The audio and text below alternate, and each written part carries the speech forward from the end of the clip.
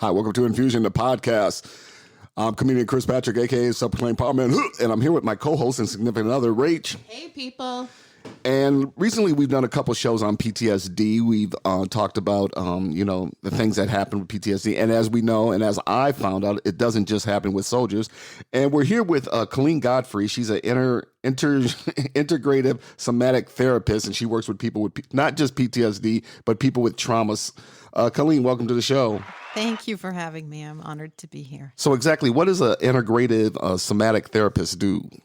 An integrative somatic therapist works bottom up. So we work with the body, the implicit memory, to release traumas that are stored that may be fragmented in the system. Okay, so you would say work the bottom up. How exactly is that? Are we talking massage? Are we talking? Well, we can do it with massage. So I am a massage therapist. A traditional, like a psychotherapist, they usually work with the mind and you talk through your problems. What research has shown is that when the amygdala, which is the part of the brain that holds on to trauma, is triggered, the actual part of the mind that is used for conversation shuts down. So it's not necessarily as effective as working with the body because the body sensations allow the trauma to come to the surface to be released. So I do work with the body with massage therapy modalities. I do something called neuroaffective touch. Okay, neuroaffective touch. What exactly is that? Well, it's basically just what I'm describing to you. Okay. So with neuroaffective touch, first of all, we're calming the nervous system because it might be stuck in patterns of fight, flight, or freeze. And so we bring the body into a state of nurtured wholeness. And when the body feels safe, then it kind of has this, okay, I feel totally safe. I can let this stuff go now. And so first we bring the body into a state of harmony, of safety, of calm. And then if the body has something it wants to release, it will. And as the body starts to produce a memory, then we facilitate that. Then we can talk about it. But so you do that with talk therapy, with massage, or? I do it with touch. Okay. But you can also do it. I do work online doing somatic release. And so we're still working with the sensations of the body. I'm just not there to touch people. But sometimes I do advise people to touch themselves in certain ways. One technique is that you can take 2 tennis balls and put it under the base of your head and lay on a yoga mat and get into a very relaxed and state that way. Okay. And as a therapist, what I'm doing is I'm watching the body for cues. For example, someone's lip might start to tremor and they might not even be aware of it. So then I'll say to them, are you aware that your lip is tremoring right now? And then they'll either say yes or no. And then I'll say, well, is there anything connected to that you'd like to bring up? And sometimes that will open the gateway into a memory that's been buried. And then we work from there. So it's still working with the body. It's working with sensations. It's working with visual cues. Sometimes the trauma, the parts of ourselves that have experienced trauma experience it at a level that's like pre-verbal or so deep that we don't even know what to say about it. But our body knows. And there's cues in the body, the way the body is holding itself, that give me a lot of information. Mm-hmm. So you're talking like somebody like had a bad accident or something like that when they were like 5 or 6 or something like that, and they've just like buried it for years and went on about their life, and all of a sudden you bring this out of them. Or, as we're talking PTSD, a soldier may have experienced something in war or something like that, and you that they may have buried and go on about their life, and you bring that out of them, you're saying? It will offer itself up. I don't necessarily go on any digging expeditions, but the thing that wants to come up will come up. And when it does, we work with it. Some sessions, we might not get into any deep trauma at all. We might just get into feelings of tingling or warmth or comfort. And that might be exactly what the body needs. And we might have a couple of sessions like that where the body feels safe and whole, and we explore the different sensations that are there. Mm-hmm. And maybe on the third session, the body feels safe and something comes up to be released. So we're not forcing it. It's really the body's wisdom knows when it's ready to offer something up, and then we can facilitate that clearance at that time. So once the body releases this trauma or whatever, then you what do you do after that? Well, so the way that we would work with it is, let's say that somebody had been in a car accident, and while we're working together, so a session, if we're just using talk, a session might start out by, do you have any place in your body where you're holding pain or there's tension or discomfort? And so the person might say, yeah, I've had this kind of annoying thing in the back of my neck, a pain. It's just tense and it won't go away. So we tune into that tension, we tune into the pain, and I have them describe it. And then we tune into a different part of the body. Are there parts of your body where you aren't experiencing any discomfort or where you are experiencing joy? And then we tune into that part of the body. And then we really explore the parts and sensations that feel supportive and wholesome and nurturing and good. And then we can check back in on the pain or on the tension. And usually that pain or tension will start to dial down, but not always. And so then we can actually talk to that body part. And is there anything else you're experiencing besides pain and tension? And sometimes then they'll go, yeah, actually, might be where I'm remembering that this is where I hit my head in the car accident or something. So it comes out in a very subtle and gentle kind of a format, but oftentimes there's an emotional release with that. And there will be other signs of release once we've completed that process. Some people will say like, oh, I'm getting goosebumps all over my body, or you'll be able to see them. They'll take like 3 really deep breaths. And they won't be trying to do that. That's just the body.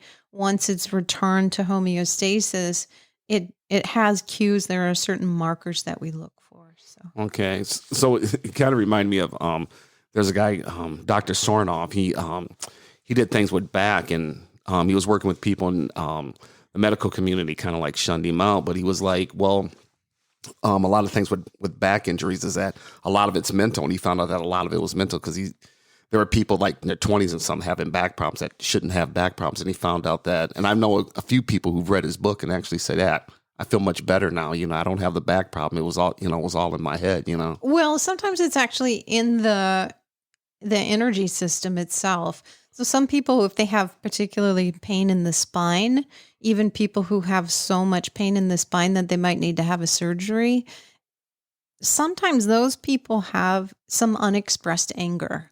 And if they can identify their anger, and rather than having it be somewhat unconscious, if they can bring it into the present and acknowledge it and work with it and release it, the spinal condition will go away. And I know like 60 Minutes had done a piece on that a number of years ago.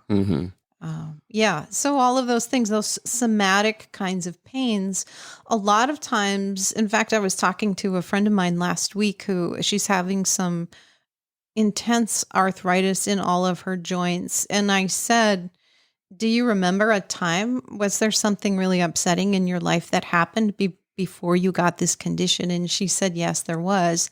She was going through a divorce, and there was custody battles and some really dysfunctional stuff. And she said it was right around then that she had this first episode of what they thought was a rheumatoid type arthritis.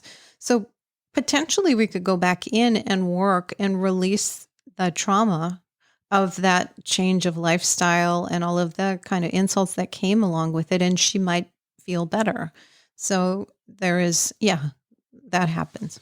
Well, that's the thing, like with the medical industry, because the medical industry will say, well, you got this, you're going to need these type of drugs, you're going to have to get surgery, you're going to have to surgery, when you could just work with them and just look at, it's probably built up something in their head that's making them like that. Yeah. I mean, I do think that in some cases it might actually be something physical that could use medical attention.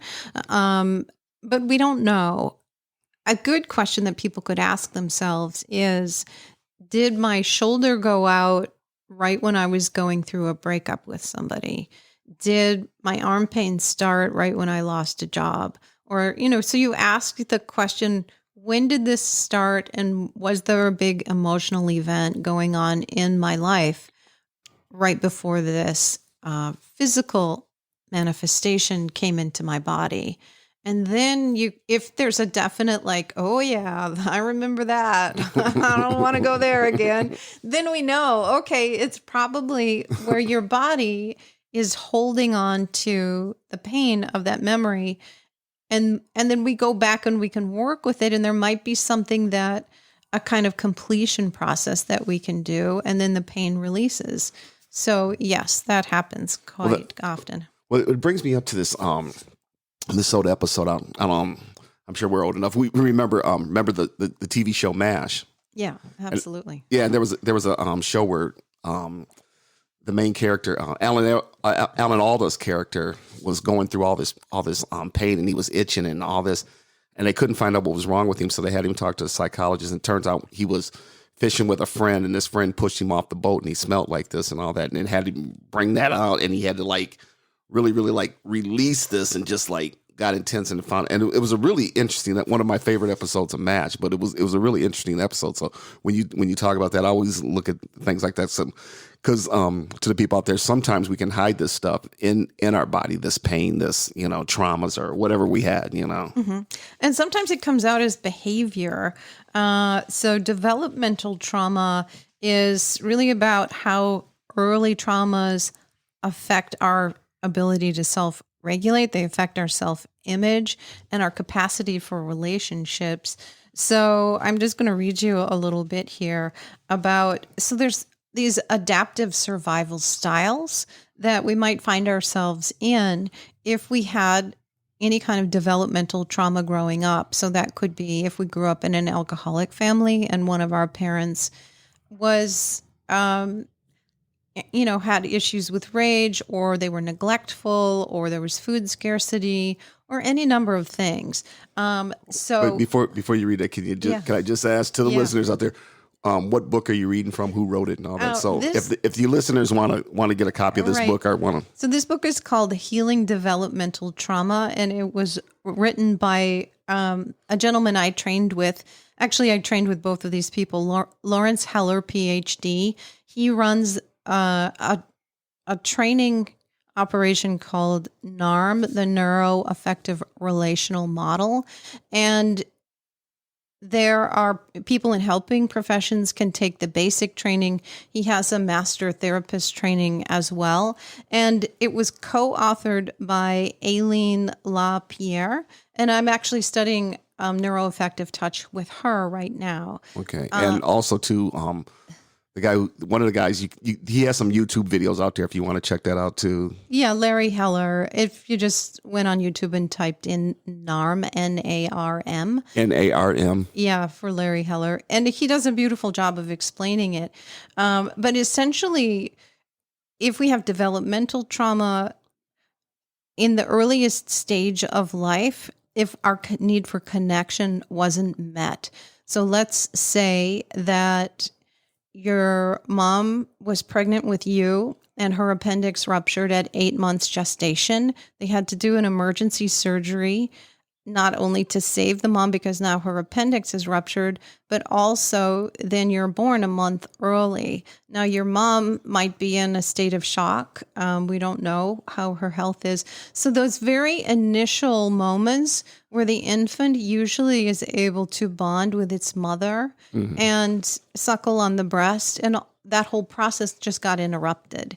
So that particular person who was born that way, they might have issues around connection. And that is really the capacity to be in touch with their own body or emotions and the capacity to be in connection with others. So sometimes this connection style in adults, it can present as the person who's super intellectual and they're always up in their head. Or it can sometimes present as the spiritualizing type. Sometimes people really feel a need to connect in an authentic way, but if they're not able to do that with human beings, sometimes the spiritual path is a great resource for them. So for each of these particular styles, there's variations on how we adapt in our adulthood. So there's the connection style, the attunement style, the trust style, the autonomy style, and the love and sexuality style. So for each of these styles, there's a way that behavior is shaped. Now, when this particular adaptation came online in our youth, it did so because we needed to do that in order to survive. But as adults, oftentimes these adaptations aren't useful anymore. They're not supporting us. And so we need to learn new ways to be in our adult self in order to meet our needs and to live our best life. Well, that's one of the things being African American, like in the African American community. One of the things is that when you get older, it's like, well, I got this. You're a grown man now. That was when right.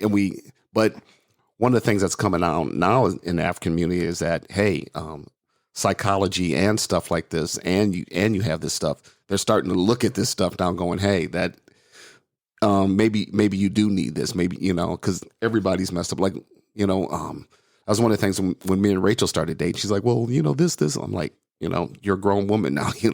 Right. It's time to move on. Yeah, but what happens is that these things are unconscious patterns. And so the reason that we do the somatic work is to bring those unconscious patterns of that early pain or that early lack and bring it in so we can see it with our adult eyes. And then the adult part of ourself can help create some completion. So if there's a wounded child part of yourself, we could say to the adult self, what would you like to say if your child self was in the room today? How would you support that child? And so they can have a loving, nurturing conversation, and they can invite some completion to happen in that way. Some people have anger, perhaps if there was some kind of abuse or an accident. And let's say a tree was falling and you weren't able to run fast enough to avoid getting hit by a limb of the tree. So part of the therapy might be that your body is going to remember this experience and it's going to want to run. And sometimes the feet in the therapy session, a lot of times people will say, I don't know what's going on. My feet feel like they're running. And it's like, that's the completion. So then we would encourage somebody, that's totally fine. Let's run. Let's get out of the way. And so if we weren't able to complete the action in the moment of distress, our adult mind can go back in and complete it. And the interesting thing is that the amygdala, which is, the part of the brain. The amygdala. Amygdala. It doesn't differentiate between past and present. But a lot of times it's the emotion center of the brain. So if these emotions are still alive for the amygdala from that perspective, they're still going on now. And so this is how our childhood wounds get carried into adulthood. Yeah, well, that's interesting because I've looked at looked up cases and stuff like that. Like you got this one kid who grew up in like a poor neighborhood and stuff like that, and he becomes very successful. And then you got this other kid born the same time, grew up in a nice home, nice area, and all that, and he becomes messed up. And they're like, well, why? What's the difference? Why this kid had everything, this kid had nothing, but they both led different lives. Yeah, and it might have been that the child who didn't have a lot of material wealth might have had all of the love and nurturance and had his basic needs met and didn't feel a sense of worry, where the other person perhaps they had a caregiver who was extremely critical and demanding, and they felt like I'll never be able to meet these expectations of this person. And then they carry that wound into their adult life. Yeah. Yeah, because sometimes I look at it and I'm just, when I look at that, I was like, you know what? I look at everybody's messed up somewhere or another. You know?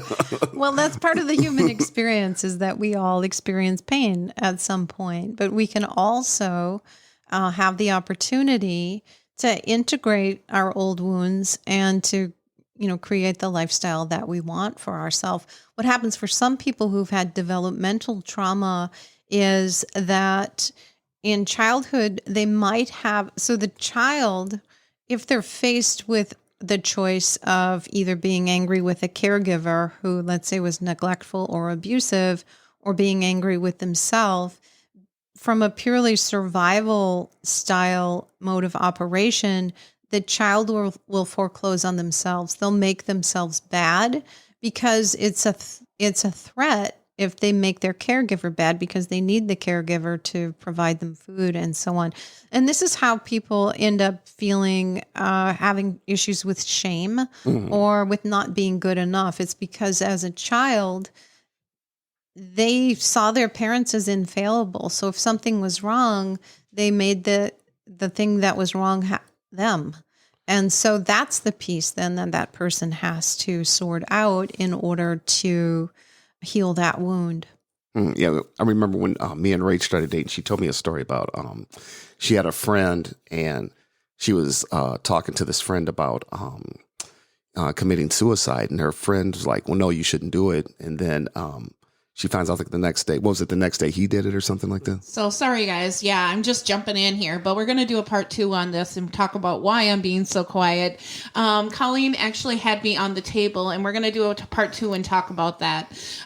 So yeah, my friend found out the next day that he passed away. Yeah, we're 21 minutes into this, but we're going to do a part 2 right after this, and you guys can talk about what happened to me on that table and why I'm so quiet on this one.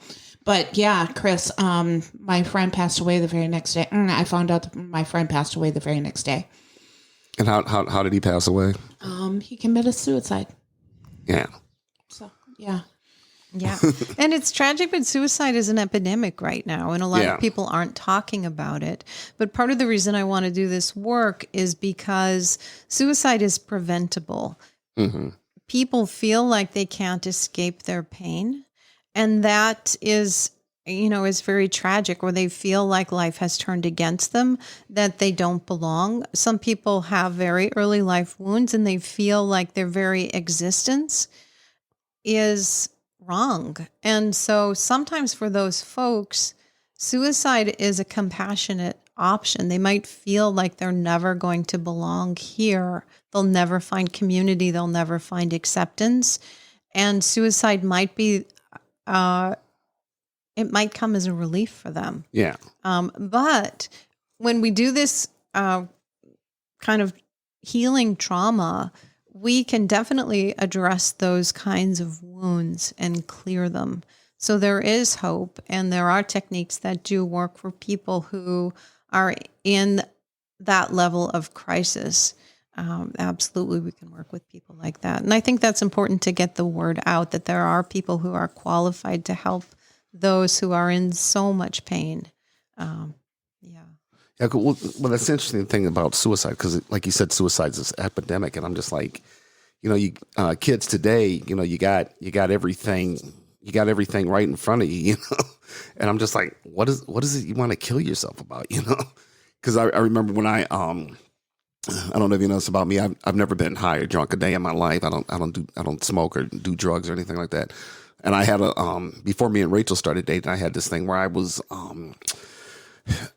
lost my job, I had lost my apartment, lost my car, but I ended up getting through this. I just said, well, I'm going through this transition, Yeah. This was back in 2011, and I got through it, and ended up dating Rach, and but before that, you had like 4 years where you lost your brother 1 year, you lost your mother the next year, you lost your father the next year, and then you lost everything the year after that. Yeah, that's incredible loss. absolutely incredible. Yeah, I lost my brother in 2003. I lost my mother in 2005, and then my father in 2007.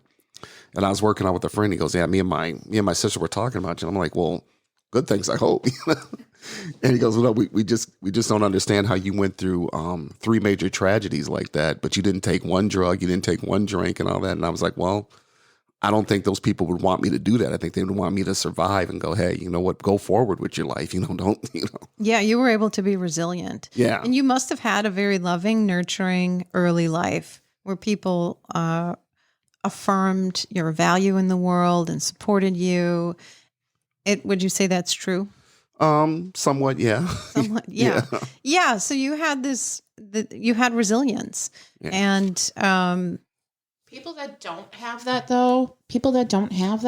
don't know how to not turn to that stuff. Yeah, but I'm the only one in my family where my mother didn't drink. She drank like a wine cooler. My dad drank. My brother drank like a fish, but my other brother drinks, but not that much. But I'm the only one who doesn't drink. It was like, you don't drink? I'm like, no, I don't drink. Yeah, right. Well, good for you. Yeah. But no, there's people that have dealt with trauma that just don't know the tools to not turn to that stuff. Right. I don't know if you've ever heard of Gabor Mate. He's quite popular right now, and he offers seminars all over the world, but he specializes in working with folks who have addiction, and he feels that the underpinning of all addiction is trauma. Mm-hmm. And that if we can heal the trauma wound, then people won't crave the drugs that they're using to kind of paper over whatever pain that they're having. To mask the wound. Right. To mask the hurt, Yeah. Yeah, and that's the thing. That's the thing too. I found out watching Fat, Sick, and Nearly Dead. Is that some people do that. Food can be a drug. And I found that out with our kids because I look at our kids and I'm like, you guys got to get some exercise. You got to get out. Sitting around the house with a cell phone in your face all day. It's like, get out, go get some air. Just do something, but don't sit around the house all day. Yeah, right. Anything can be used as a way of avoiding looking at what's painful, or maybe we don't know how to connect. Maybe we don't know how to create the life that we want. Mm. And so, yeah, food can be used as a way of avoiding or a way of feeding the pain in a way. Well, I don't think just food or drugs or any of those substances can be. I think anything can be. Like, I know that when I was withdrawing into adult coloring, instead of doing the things that I needed to when I was like in my 20s as a mother, I wasn't doing what I needed to as a mother. Like anything can be addicting. It's true that but we can do, some people over nurture themselves and they just, stay in a kind of self-nurturing, very protective. Some people, especially lately, we hear a lot about t-shirts that say only high vibe. Right. Well, it's not realistic, for one thing, that in the human realm, we need all of our emotions, and we're going to have the full range of activities if we're actually really showing up for life. It's not going to be all high vibe all the time. And so that's one of the things that in therapy, we kind of create this normalcy that we are going to have pain. And it's actually skillful to find somebody help you navigate some of the more painful aspects of life. And it's not realistic that we're only going to be all high vibrational all the time. Well, you guys, we're wrapping it up on this one, but we're going to do the part 2 and find out why I was so quiet. So, Colleen, if our listeners want to get a hold of you, or what you got your website or any? Yeah, ColleenGodfrey.com. ColleenGodfrey.com. And if you have any trouble, any trauma or anything like that, or if you've experienced any trauma, go to ColleenGodfrey.com.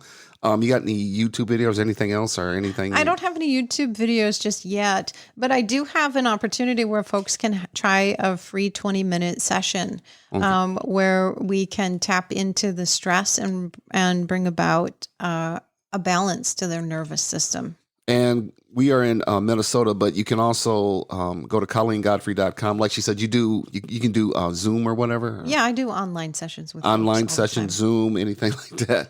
Colleen, thank you so much for being on the show. Thank you for having me.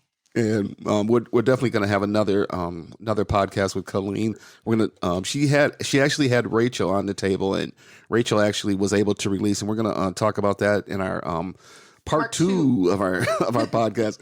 Thanks a lot for joining us for this part one with Colleen Godfrey, and stay tuned.